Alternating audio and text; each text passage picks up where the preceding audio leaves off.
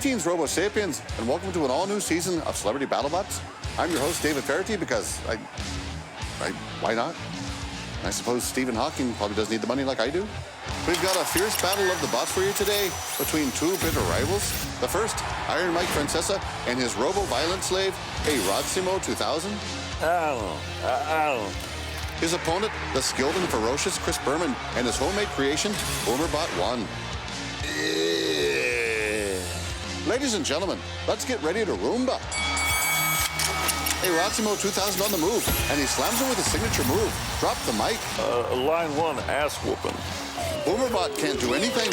He's like a lazy man trying to cancel his gym membership. There's no way it'll ever happen for him. And what just happened? A Rodsimo has failed. Francesa has fallen asleep at the controls, literally. Berman unleashes a Swami Sidewinder.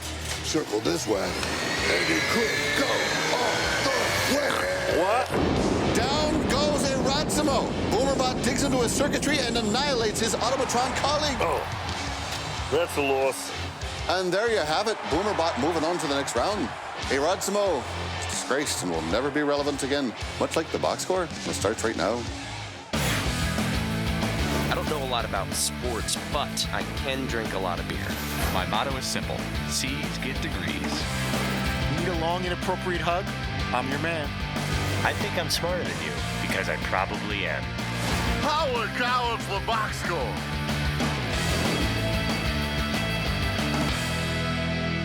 Hello and welcome to the Box Score. I'm Brock in Los Angeles, joined by the Dennetts in Milford, Connecticut. We are down Paulie, of course, today because Dale Jr. got engaged and he's just too sad to carry on. So we gave him the day off. All right, let's talk hoops as the Golden State Warriors won the Larry O'Brien for the first time in 40 years. And the series MVP was Andre Iguodala. But McLovin, who should have won it? Steph Curry, hands down. I have no idea why they gave it to Iguodala. I was shocked when that news when they said it was Iguodala. I thought for sure it was going to be Curry, even though he was a little inconsistent at times with all those big shots he took, and even in last night's game, just when Cleveland was trying to stay in the game, he'd pop a three and it would go back from like 7 to 10.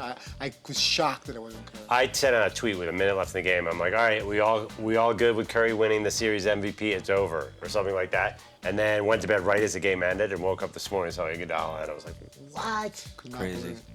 Crazy stuff. Well, Bomani Jones was all fired up about the Iguodala MVP and told Dan who he thought should have won it. LeBron James. Oh, you would have given it to him even though he shouldn't have. It's not good for him, but you would have given it to him.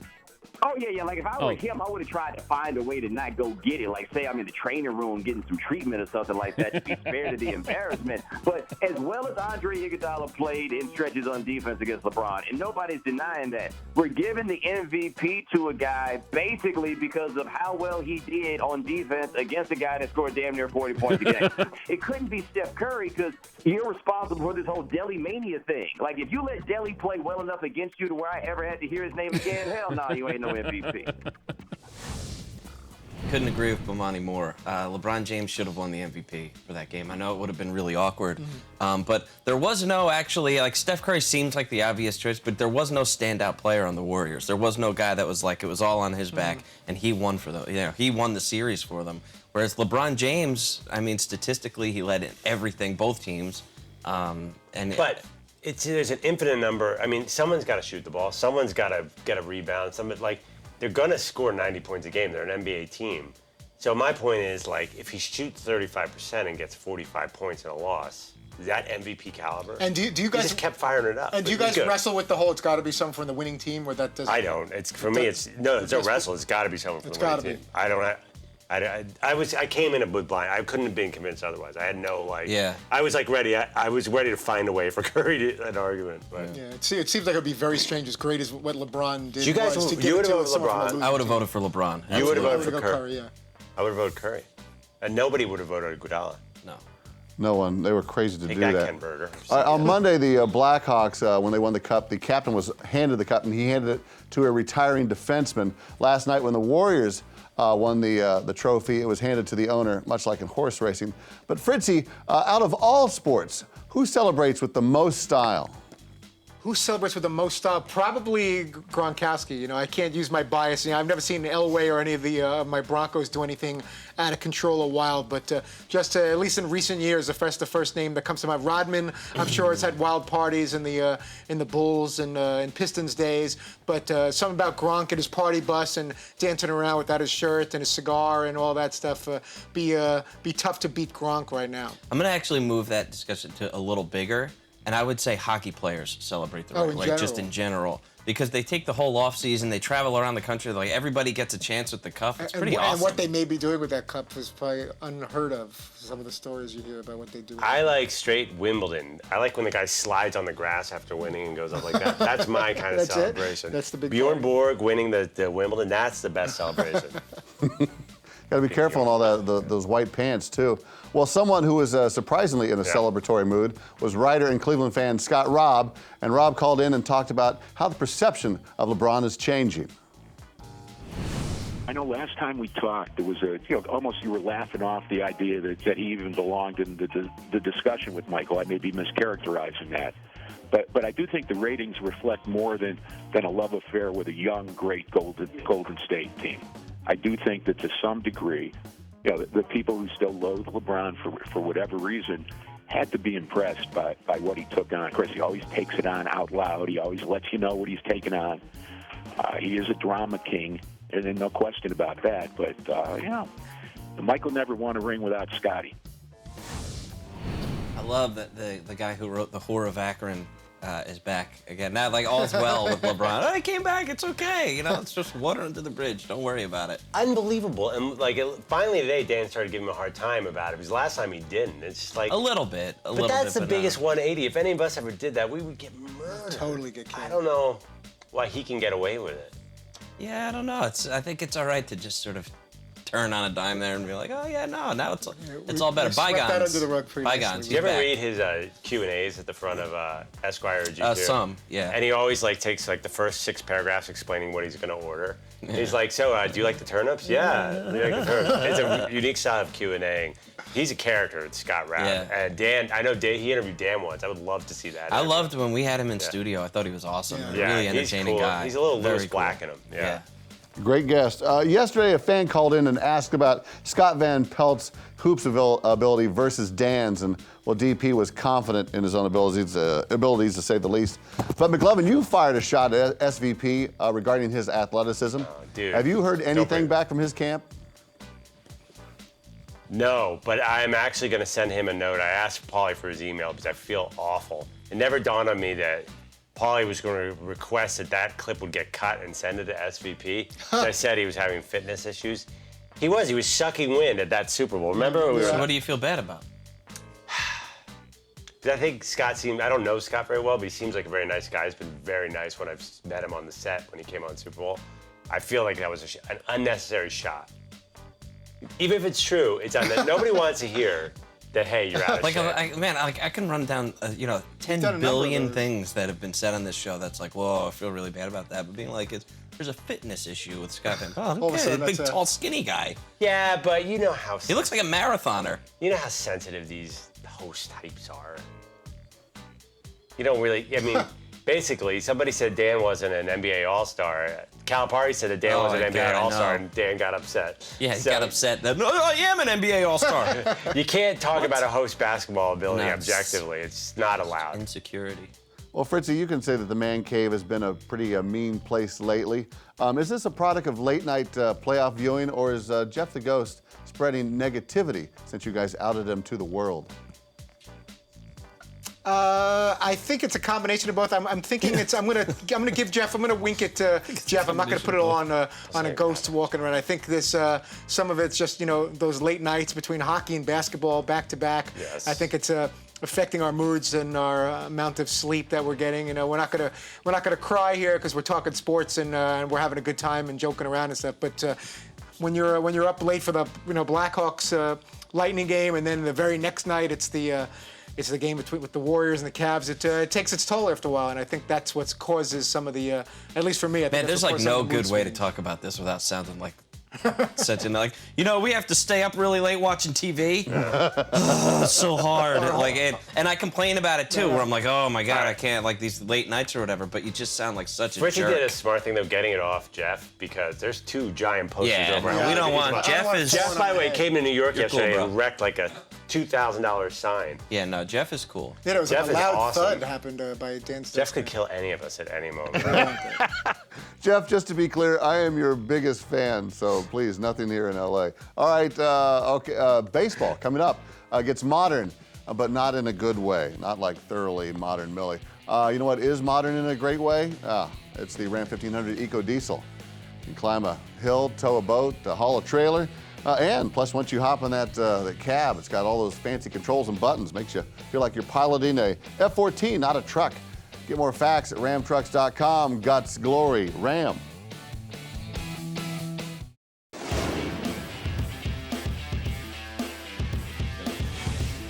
Welcome back to Box Score. Well, Barry's guys, the cold sports cuts. world is ecstatic, not because of the Blackhawks or the Warriors, but because we have another gate to dissect.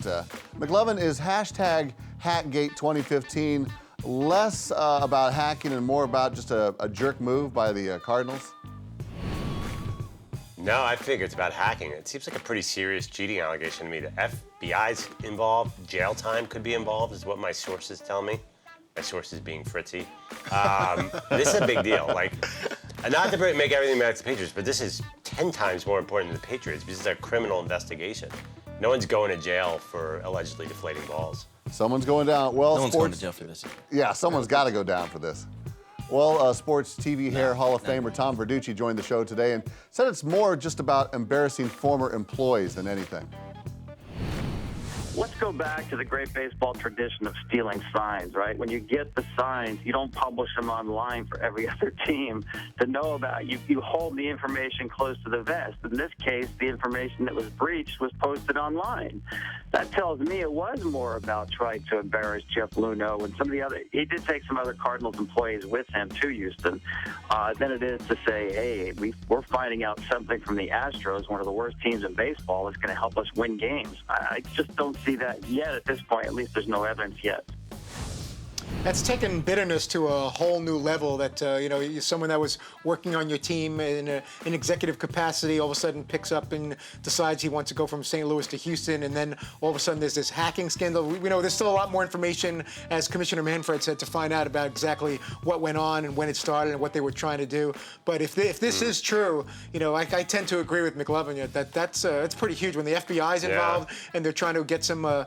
They're trying to get this guy because they don't like that he left or that I read something where he started some computer program in St. Louis and then brought that program with him to Houston. So they're now trying to find out what's going on. It's kind of like working at a place for years and collecting a whole book full of contacts and then stealing them out the back door and taking them to a new job, especially a job, where there's some bitterness about the boss having left. It reminds me of that, kind of a little bit. It's a strong analogy is what that is. That was like my last 2 months of work at ESPN. That's what he's getting at. Was literally stealing CDs, well, not stealing, but burning CDs of Dan's material and smuggling it out of there while I was supposed to be like doing my real job. And being like, no, I'm not leaving, I swear. And like didn't do anything for days on end. We were supposed to be doing. So I'm just burning CDs of all of his interviews and stuff and taking them in my backpack out. That's why I love this story. Total like espionage. You can relate to it because anyone who moves companies from a competitor knows this. Also, not changing your passwords. All the experts are like, change your passwords, change your passwords. Yeah. Most of us do not change your passwords. I happen to change it every day.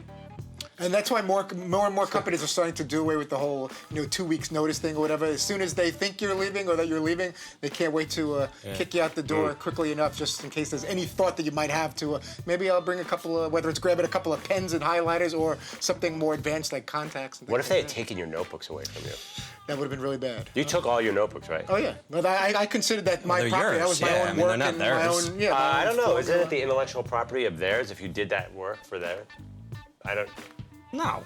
Absolutely yeah, not. But I would have had the same approach whether it was ESPN, Fox, NBC. But I understand what you're saying, but that was just my special system and how I wasn't like going through Rolodexes or like stealing information from the network or anything like that. But I am glad that nobody was sifting through those notebooks. Yeah, well, we'll stop this before someone gets incriminated. Seton, once news came out of hashtag Hack and Destroy Gate 2015 came out, a lot of comparisons came pointing towards the Patriots. Now, is that a justified comparison, or is it just tired? No, it's a tired hack move that seems like a real funny jab at the Patriots, but anyone with at least a tiny bit of brain in their head can figure out that it really has no bearing whatsoever. I mean, obviously the Patriots were railroaded twice by the league, and this appears to be a legitimate investigation into serious criminal activity. So I don't see how the comparisons are valid at all. Now, Todd, are the Astros good enough that any information would help the Cardinals? They're shockingly a lot better than I thought they would be, and other than the fact that I can name a hell of a lot more Astros from like 1986 than I can now. The Cardinals, I'm very curious to know how much of it is just some kind of bitterness thing and trying to get back at a former staff member, and how much of it is, legitimately trying to steal information because they think this guy is so wonderful that he's got some stuff about, whether it's a scouting standpoint or stats or whatever this program he put together is. But again, the Astros aren't in the NL Central anymore. They're in the American League, so I'm not sure why they have to target the Astros, especially a team that was so bad. You cannot be. Your Astros bandwagon jumping is pathetic, dude. Now that they're good, that you're back on them, it's kind of sad. It's totally dislike. And you still don't know. I'm not going to even argue that. Do you know 5 players on the team? I can give. It's Glenn Davis, and it's Bill Doran, Dickie Fahn, Phil Garner, Alan Ashby. Honestly, Jose Cruz, I don't think Terry Poole. You did not stick with them through the bad times. I don't think you can have them now that they're sweet. That's a lot of bad times, though. It is. That's true. It is. And it's not like, like a Cubs fan, like you identify so hard because you're probably a Chicago guy and you love the Cubs or whatever, but a Brooklyn kid who's into the Astros because of their orange jersey. That's not really a fan anyway. That's not. Oh, I just like the orange. Are there any Astros bars in New York City? I don't think so. But I love the orange. I saw those orange, red, I just really like the orange. Ryan Scott Nepper Deshays, 86. Sign me up. All right, well, tear up, Toddy Joe. I'm sure they will win the World Series this year. Coming up, one row shall feast on another. It is an all-new Know Your Row.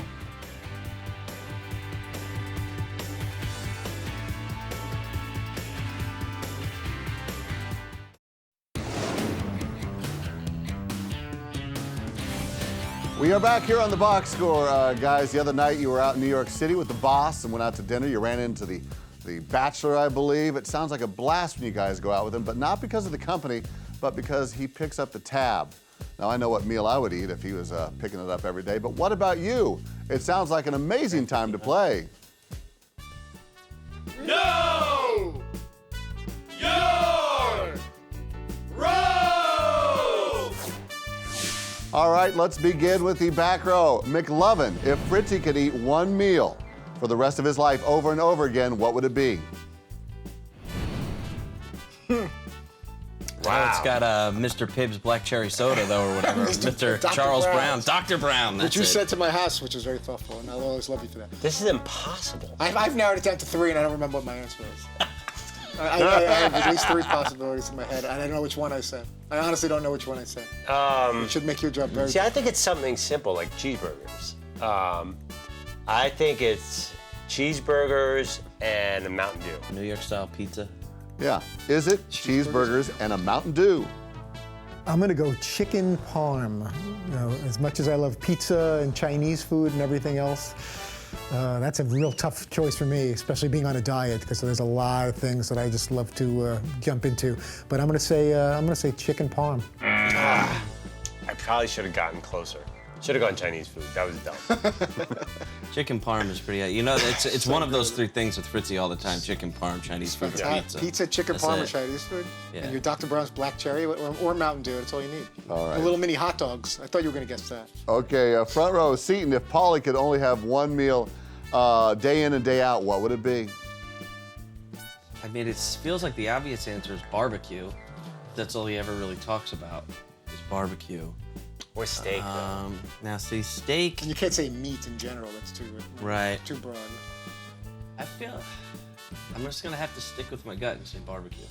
Is your gut right? Is it barbecue? Barbecue. Boom. Right on the nose. Very good, sir. Of course it was barbecue. That's pretty simple. All right, so back to Fritzy. What did McLovin say? See, it's tricky. He eats very healthy. He eats a lot of salads for lunch. He eats a lot of omelets for breakfast. But I'm trying to think. A red quinoa bowl. Yeah, I'm trying to think. I hope it's not some kind of shishi kind of thing you only get in hipster Brooklyn at some of the steakhouses there. But I think if he had to pick one thing, and again, it's kind of bland, but I'm going to go with, I think he's a meat and potatoes kind of guy. I know he's very against carbs. I've seen him avoid any type of bread like the plague, so I'm not going to say baked potato. So I'm just going to go steak without the baked potato. Is it steak? No carbs. Surf and turf, baby. Lobster and steak. Oh, we get half a point? You get a half point for that for sure. Got to get half a point. Half point. We'll take that. I love the potato, though. Gotta have the potato. McLovin, is Peter Luger's worth going to? Yeah. McLovin, is Peter Oh Luger's my worth God, going yes. to? All right, okay, just want to check. Yes, we can go and you can pay for me. That'd be great, Brock. All right. And finally, live via satellite, Paulie, what meal did Seton want over and over? Like a nicely sautéed kale salad. No, that was Seton 10 years ago. Steak. All right, Paulie, was it steak? I'd have a bone-in ribeye, big potato, some type of asparagus dish, and Turkey Hill mint chocolate chip ice cream. And I would start it all off with a wedge salad. I love that. Yeah, The way you described that, it was like you were about to get executed, though. Yes, that's what I felt like. What's your last meal? So you clearly are about to be The executed. Turkey Hill mint ice cream is the detail you get in the last meal. Yes, that's no. Yeah, I need the ice cream there. If you're about to put me in the electric chair, I'm getting ice But I cream. love that steak, baked potato, some type of asparagus side dish. We lost Fritzy for the day, by the way. Now I want to change my answer. Wedge, dude, you got to start it off with the wedge. Boom. The wedge salad. That was a great call. That's much more exciting than my chicken parm. Oh, it all sounds delightful, but the award goes to the front row because they know each other. They know each other very well. All right. Paulie's not even here. This is the box score, and of course, we are taking a break to remind you that the Ram Heavy Duty, with its best-in-class towing, torque, and horsepower, doesn't need one. No. Its favorite meal? Maybe it is a chicken parm. Maybe it would. Don't put it in your gas, though. Don't do that. Guts, glory, Ram.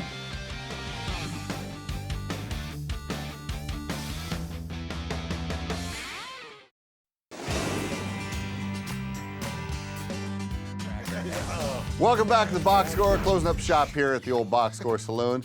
Guys, we've been talking about sports celebrations the last couple days. This, of course, takes us to Spain, where Aston Villa's 19-year-old winger, Jack Grealish, celebrated his breakthrough season with an all-night party that left him sprawled out in the middle of the street. Now, Seton, you have to admire the form, but what did he do wrong here? I don't know. I can't tell. Anything has gone wrong at this point. Is that a trick question? What a mess. Looks like the guy had a great time, I guess. Maybe too many tapas. Maybe. Yeah, I mean that. Yeah, works for me. McLovin, what were your party habits like in college? Anything like this in Dartmouth? Oh, Dartmouth, was the inspiration for the movie Animal House. No joke. The guy who wrote the story that was based on went to Dartmouth, and I was kind of in the party house. We'd had a couple toga parties, if you know what I'm saying. I mean, I usually shut up late because I was in the library. Fritzy, if you were on Animal House, what would your character be? Oh, come on. Dude, come on. Is that obvious? I know they refer to me as Flounder on many occasions. I'd like to think I'm one of the cooler ones in that, but I will Plus, play along. his brother, who's a legacy. My God. They also say I look just like Burt Young from Rocky, which I don't see either. So between Flounder and Burt Young, I don't know how. Okay, but if I don't know how I found a wife who are or you ever had a girlfriend. Kent Dorfman. Who are you closer to in Animal House than Ken Dorfman? What do you think? You're Otter? Come on, dude. My brother. It's probably him, but I'm not comfortable admitting that. And I really don't like the Burt Young comparisons, and they know that.